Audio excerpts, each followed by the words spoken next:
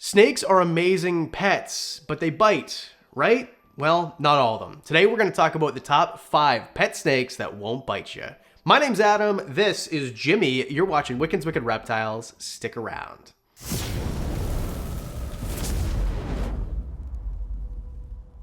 So a disclaimer, I know that in YouTube world we have to use absolutes, won't bite you, will never bite you, but at the end of the day, anything with a mouth can bite you. It doesn't matter if it's a dog, cat, snake, girlfriend, doesn't matter, they're all gonna bite you if they have a mouth.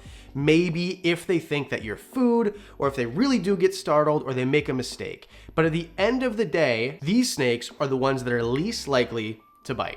My qualifications, I've been holding snakes and handling snakes for well over a decade, and these are the ones that I feel most confident handing to a child. That's the criteria that we're gonna use. And let's start off with number 5. This is Jimmy the spotted python. Now, spotted pythons are part of the smallest genus of python in the world.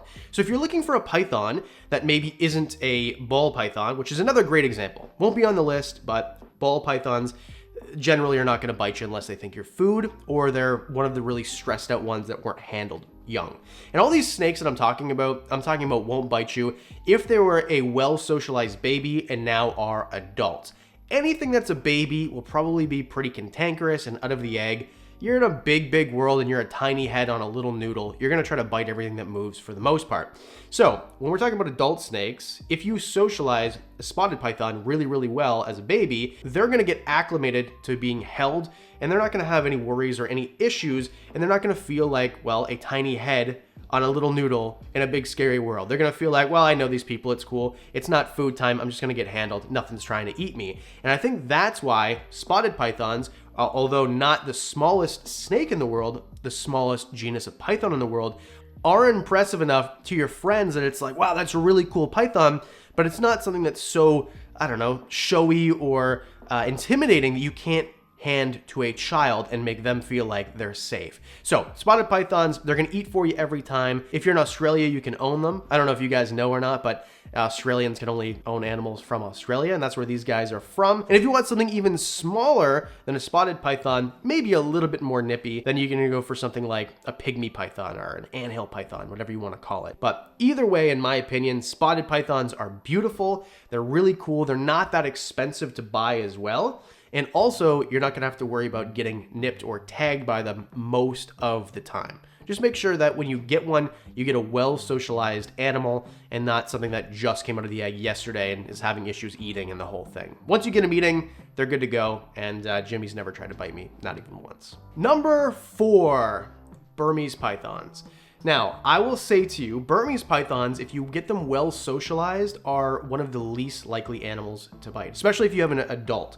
But if a big Burmese python were to bite you, they think that you're food or whatever else, it is an event. So take this with a grain of salt and make sure that if you have a Burmese python, I mean, realistically, if you're thinking about getting a new snake, you're probably not thinking of a Burm. If you're a new snake keeper is what I'm trying to say.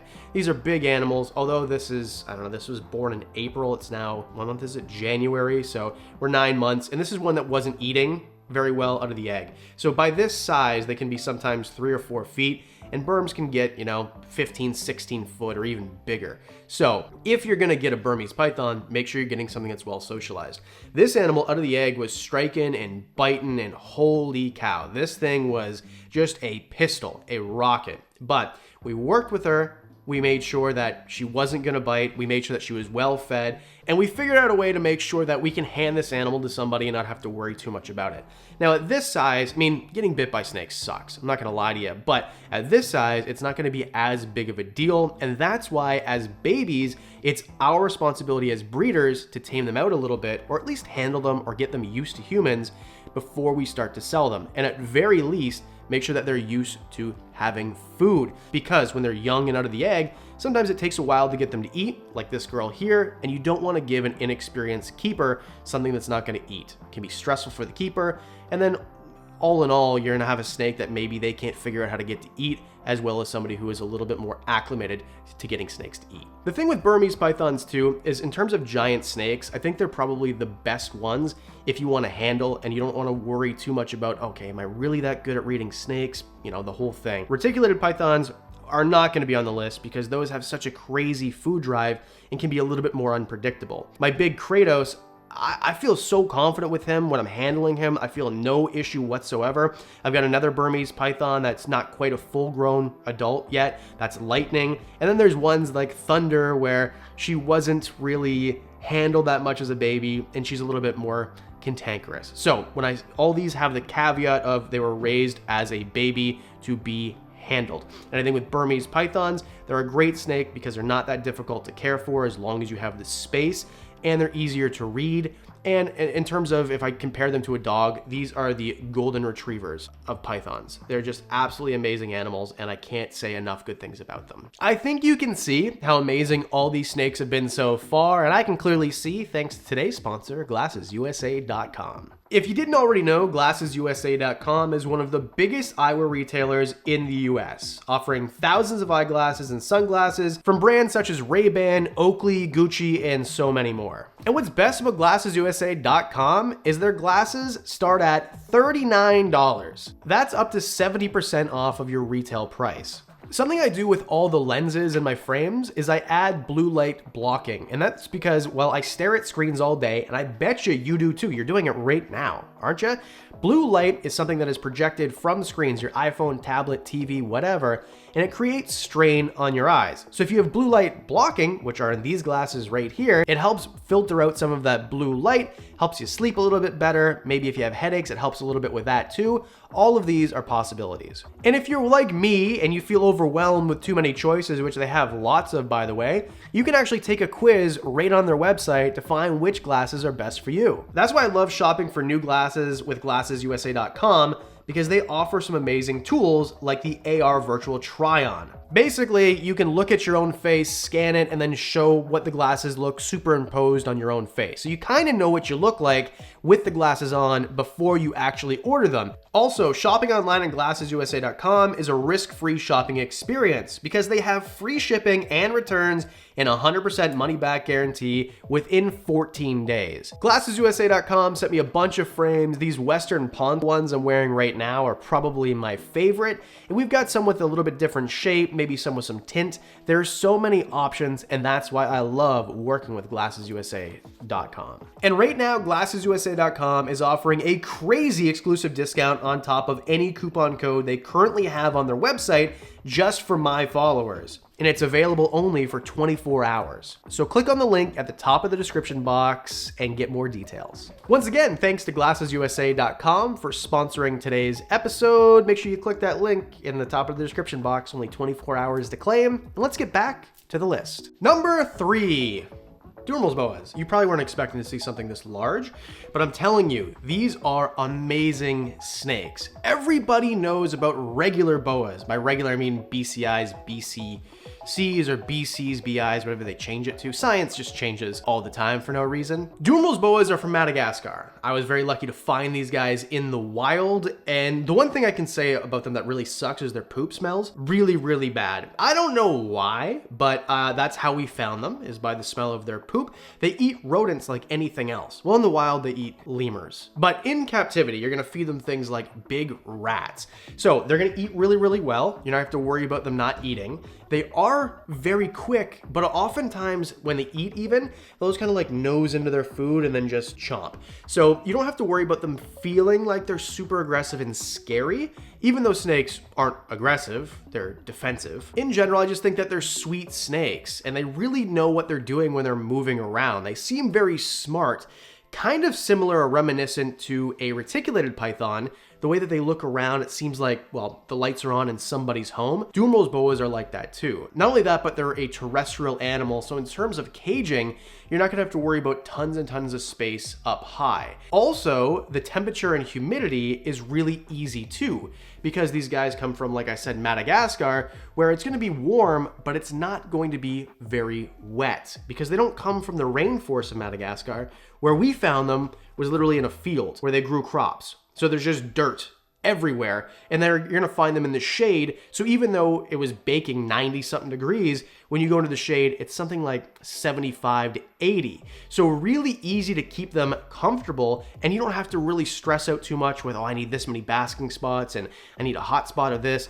They're just really, really simple. You can watch my care guide right here. Also, Durham's boas are really, really strong. Of all the snakes, I've heard that they are the strongest for their size, so pound for pound strongest snake in the world. I don't know how much science has been done, but I'll tell you what, I've handled basically every species of snake that I can think of, and I've never found one stronger. These guys are so freaking strong. And of course they are terrestrial, but they're going to use a little bit of height if you give it to them, and they have the strength to pull themselves up on trees and things like that. In fact, one of the ones we found in the wild was, I mean, maybe 1.5 feet off the ground looking for prey. So if these guys grab a hold of you, it's gonna feel like a big hug, but it doesn't feel scary because they're only going to get, 6 feet, 7 feet, maybe 9 if you get a really big individual, but on average 6 or 7 feet. And this is about a 6-foot animal right here. So I'm really happy that I have a Durham's boa, one of my favorite snakes. I'm never gonna stop talking about them. And he wants to go visit number 2, which we'll get to next. Number 2, BCIs. So that exact snake I was talking about, everybody knows what a boa constrictor is. And this could be BCCs as well. This is a Cal albino het blood. I'm not really a big morph guy, but either way, they can make really cool snakes. And the reason I have this snake is just because, well, she's beautiful. And this isn't really a very rare snake. It's not very expensive, but it's just beautiful. And the reason that I love the BCIs is because they're a little bit more predictable than a lot of other snakes. So there are snakes out there that they seem super cool and then bam, they'll get you. Where with BCIs, it seems like once you see what they're doing, that's what they're doing. Now, of course, this isn't a full-size BCI. This is Franny, and she is gonna be, well, she's about 7 or 8 feet. They can get bigger, but boa constrictor constrictors, if you want a bigger snake that's still kind of the same sort of temperament and behavior, then you can get one that's a BCC, a boa constrictor constrictor, bit bigger. BCIs stay smaller, and males for both are gonna be smaller than the females. So this right here is a female, so she might get to, 10 or 13 feet, something like that, if you get a really big one. But in general, they're gonna be around 10 feet, maybe even less than that. Of course, with everything else, make sure you don't smell like food. I mean, I should have said at the beginning, because I'm sure that maybe there are people who don't know better, but don't handle rats, don't handle your pet hamster, don't handle things like that before you handle your snake. Make sure you wash your hands so you don't smell like a food item. But after that, you're gonna be able to see, like, is this animal defensive? Does this animal wanna eat? You can get them out with a hook. There's a whole bunch of training you can do to yourself to realize how snakes move and how snakes react and the behavior of your pet snake. And that's the best way to do it, because if you don't know what you're doing, well, it's gonna be disaster. It's the same thing with a dog. You're not gonna get a big giant dog, working breed dog, and not know how the behavior of that animal works. Same thing with snakes. And number 1, rubber boas. I used to have a rubber boa. I think that they're amazing pets. In fact, of all the boa species you can get, if you want to be certain, well, not certain, but as certain as you can be that you're not going to get bit, get a rubber boa. Now, boas in general, there's only 2 species that occur naturally in North America. We're talking about rosy boas and rubber boas. And rubber boas go as far north as Western Canada, like British Columbia. I think these are so cool. They're small. They're super duper small. They're brown, so they're kind of drab looking, but their faces are so unique. Their behavior is unique. The way they look is unique. And that back little tail of theirs, because their tail kind of looks like a head, so they'll go into, say, a mouse nest, because that's what they eat, is mice in the wild mostly, and they'll start devastating the nest and eating all the babies. And while the mother is trying to defend for their babies, they're using the tail to look like a head, and they're striking the mother mouse to kind of distract her with the tail as they eat the babies right in front of her. I don't know why this took such a morbid turn, but either way, I think that it's really cool that they've developed this really cool thing you'll never see in captivity. Don't feed your animals live if you don't have to. One thing I will say about rubber boas is when you get them, they're probably not going to eat until you brumate them. That's what makes them a little bit different. When you get them, they're going to be not out of an egg, they're going to be out of the mother, because it's live birth, like most boas are. And then they're going to spend an entire year not eating. You have to brumate them, which is basically, you make them cool for like 3 months. And then when they come out of brumation, they'll eat their first meal. So for the first 9 months of their life, they're probably not going to eat. But once you get them eating and they get growing, they're very unlikely to bite you. I've never heard of anybody ever getting bit by a rubber boa. Now, I'm sure there's going to be someone in the comment section, my brother's wife's uncle's dog got bit by one. Like, okay, give me a freaking break. I doubt it. But the point is, of all the animals on the list, of all the animals that I can think of, and the reason I know you guys are going to say, well, why didn't you include egg-eating snakes? Because egg-eating snakes will actually bite you. If you don't know, egg-eating snakes don't have teeth, but they will still try to bite you, even though it doesn't feel like anything. Anyway, we're getting way off topic here. What do you think the animal least likely to bite you, the snake least likely to bite you is? Let me know in the comment section below. Do you want to see a top 5 snakes that definitely will for sure bite you? I can make that too. While you're down leaving me a comment, please hit the like and subscribe button. Really helps the channel. And as always, a special thanks to the Patreon supporters. You guys are freaking amazing. Thank you guys so much. You guys get discounts early. You guys get videos that I don't show anybody else, discounts on merch. You guys get all of that and more for as little as $1 a month. A special thanks again to glassesusa.com for sponsoring today's episode. And because I do videos twice a week, Mondays and Thursdays, that means I'll see you in the next one.